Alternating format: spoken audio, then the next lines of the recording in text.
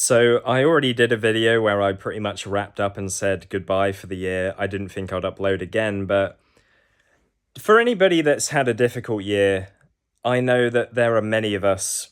This year's been good for me at times. I've seen a lot of my favorite bands. I saw Green Day at Wembley Stadium. I saw Sum 41 at Wembley Arena. I saw Michael McIntyre at the O2 Arena. I saw Jimmy Carr locally. I went to see Harry Potter and the Cursed Child parts 1 and 2. I'd been wanting to see that for years, and it was excellent. I saw Mrs. Doubtfire the musical, Stranger Things at the theatre. That was so fucking good, dude. Bring Me the Horizon, Bad Omens. These are bands if you don't know. Simple Plan. The Dangerous Summer. That was a special gig for me. State Champs, Mayday Parade. They were playing amongst Simple Plan. The band, I've forgotten their name now, but the band that supported The Dangerous Summer were very good as well. I don't know. Was that it? There was probably more theatre shows, I'm sure, that I did. But anyway, there's been a lot of good, but I also lost my dog this year, which I've talked about before, back in April, and that was incredibly difficult. She was there for me in some of my darkest times where I was still living at my mum's house, and my mum and my stepdad would be out doing whatever they were doing, and I would stay home. And on a bad day, I remember going through a breakup, and that was a really difficult time for me. And I felt like I didn't know if I wanted to go on, but when I looked at my dog Maisie, my Cocker Spaniel, I was like, I can't leave her. I know it sounds bad, like I had a fucking mum and a dad and people, but it was the dog a lot of the time that I bonded with the most, man. And she never had to say a word. I knew she loved me, and I loved her so much, and I still love her so much, man. I'm so grateful that I had her in my life. And I'm not someone that has a lot of like faith or spirituality, but the most spiritual thing for me is looking into that dog's eyes, dude. Or just seeing forms of life and thinking, all right, like, pretty mad that we're all here right now experiencing this moment, but her energy levels were through the roof back in the early days. That's a spaniel for you, but the amount of personality they have is unmatched, in my opinion. I love Labradors, I love lots of different breeds of dogs, but for me, a Cocker Spaniel will always have the most special place in my heart. I had to have a gum graft at the start of this year, which I was terrified about, but it turned out to be okay. It has cost me quite a lot of money, so that's been the most painful part of the process. But yeah, there was also this work thing. I'm not going to go into detail, but this work thing I had to do at the beginning of the year that I'd been dreading for weeks.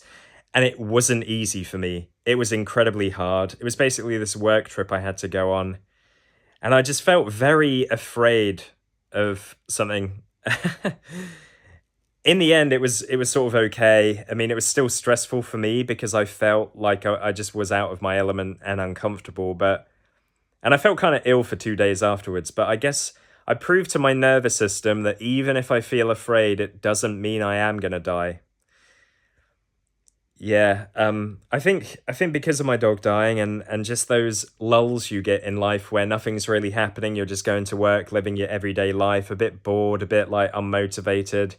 And I struggle with anhedonia where often I don't feel anything, like I don't feel happiness, I don't particularly feel sad, I can't cry, I just feel numb.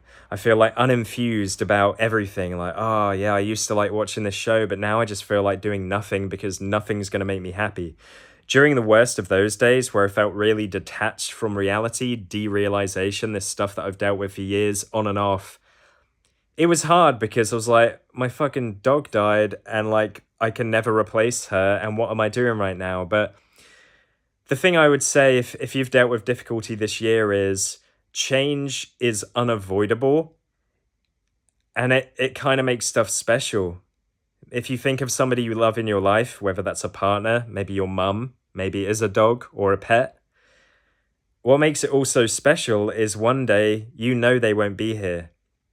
And you don't want to give that too much thought, and you don't want to like imagine them being gone, but you have to remember, like, it's not worth holding on to resentments. If there's people in your life you don't like that rub you up the wrong way or whatever, if they don't have to be in your life, then try and just avoid them. Don't hold grudges.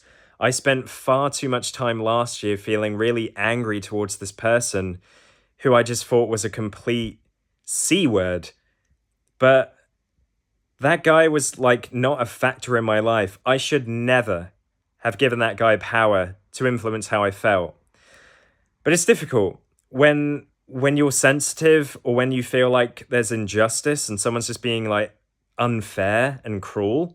You want to stand up for yourself and say, fuck you.